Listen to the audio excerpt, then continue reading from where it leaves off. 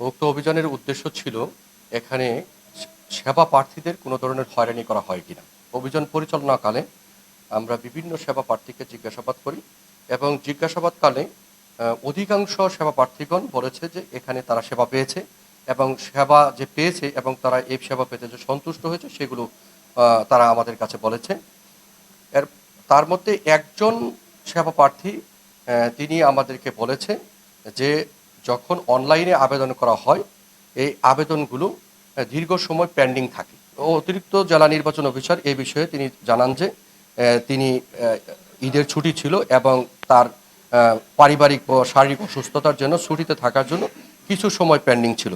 যতদূর এখানে আসার পর আমরা যতটুকু জানতে পেরেছি তো এই অফিসে বর্তমানে সেবার মান অনেক ভালো বলে মনে হয়েছে আমার।